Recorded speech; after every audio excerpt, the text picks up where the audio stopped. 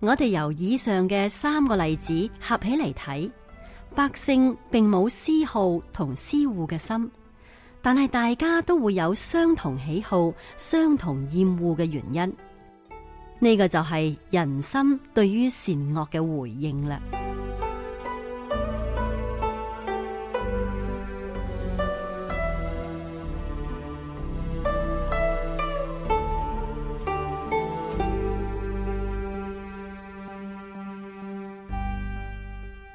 太上講刑禍隨之，意思就係講刑罰同災禍亦就跟隨而嚟。太虛真人講，人哋如果係將災禍轉嫁俾我，咁我就以福德嚟回報佢。如果能夠咁樣做，咁福德之氣始終都係從我呢度出嚟，而害氣重殃自然就從惡人嗰度生出嚟。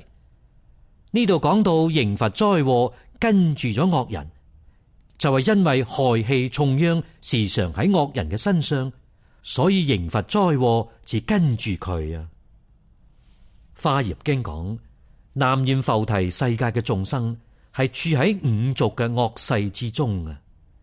呢個世界嘅眾生因為唔肯修十善業，而且專門喺度做惡業，殺生、偷盜、邪淫、妄言、綺語、惡口、兩舌、貪、嗔、邪見，不孝順父母，不恭敬三寶，互相嘅憤怒爭鬥，互相嘅毀謗侮辱，任意嘅放縱自己嘅慾望，非法嘅謀求，由於呢一啲嘅因緣而感召到刀兵、饑荒、疾病、死喪、天災、人禍種種嘅報應。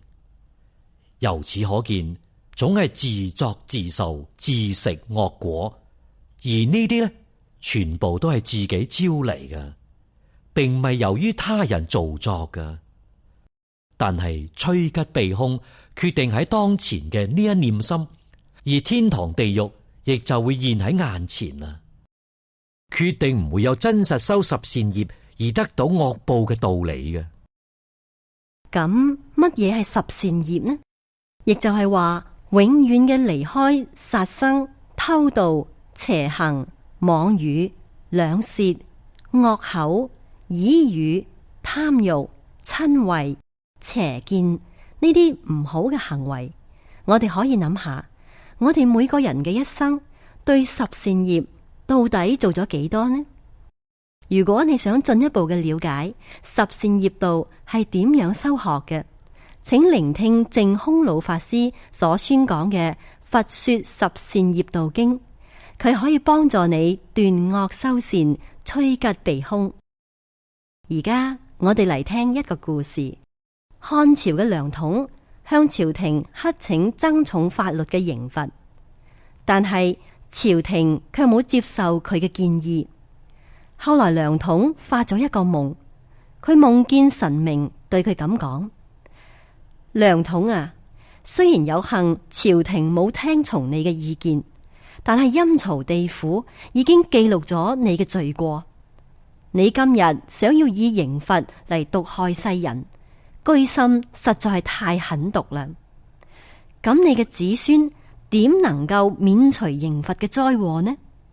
你呢一種行為已經得罪咗上天，縱然你再祈福，亦係冇用噶啦。後來梁統嘅仔都係死於非命，到咗梁冀嘅罪惡積得就更深啦。最後竟然被皇帝下詔滅族，滿門抄斬。呢個就係所謂嘅罪有應得啊！